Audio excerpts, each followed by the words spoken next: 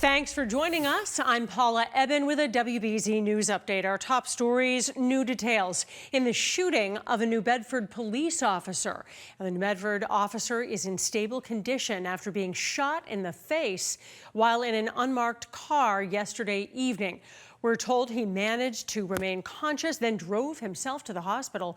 Investigators also say shortly after that, a man with a gunshot wound to his foot walked into the ER, but they're not sure if it's connected at this point.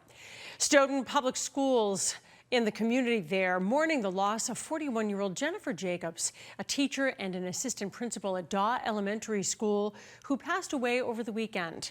We don't know her cause of death, but school officials say Jacobs had been a teacher in Stoughton since 2006, and she cared deeply about the success and well-being of her students. They also say she had a positive and vibrant presence that was contagious. Counselors will be available for students and staff at school today. The funeral for Jacobs is scheduled for tomorrow morning at Holy Family Parish in Rockland. Salem, New Hampshire police say DNA on a face mask led them to the man who robbed a jewelry store using a smoke grenade. Officers say back in January 2022, Scott J. Peters hit the jewelry store in the Rockingham Park Mall. Police then discovered smoke grenades had been shipped to the same address as Peters' driver's license. Officers arrested him on Friday. Let's get a check of the forecast now with Zack Green.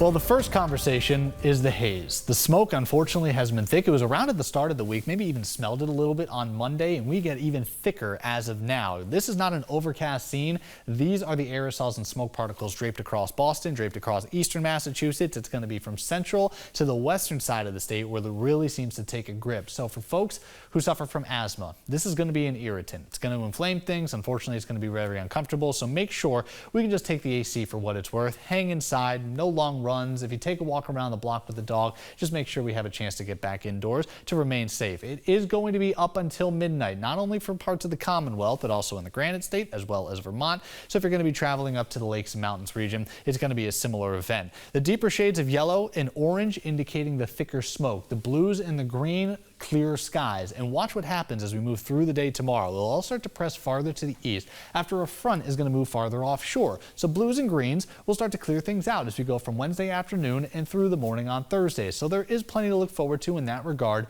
in the next 2 days. Really a beautiful 48-hour window before we turn back into some scattered showers, which we're eyeing down as we speak, just a little farther offshore. Nantucket may have been clipped about 60 minutes ago.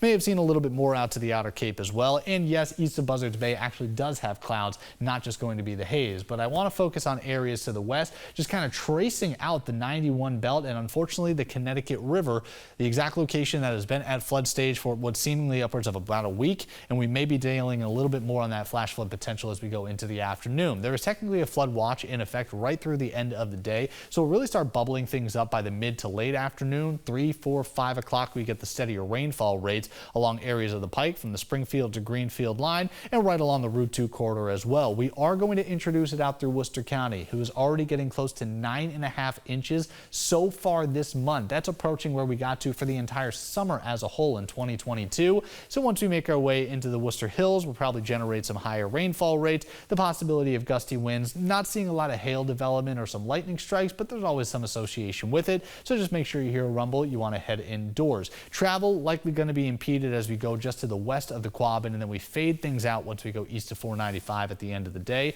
So not as much of a conversation for interior, or rather for coastal areas, interior spots. The shaded yellow, that's going to be your best bet, more of an enhanced risk. So we want to make sure that we are all prepared for that, as obviously the flooding concern is going to be the main threat. A front moves through as we wake up on Wednesday morning. That's going to help scour out the smoke, and it's also going to bring in some of the clouds and a chance of a little pop-up shower. Less of an effect tomorrow, maybe another isolated chance to go along with Thursday. And those 2 afternoons, thankfully, a little lower humidity. So maybe slightly more comfortable, but boy, are we still racing the summer heat. 90 tomorrow, 85 on Thursday, and then we have a possibility of scattered showers by the end of the week.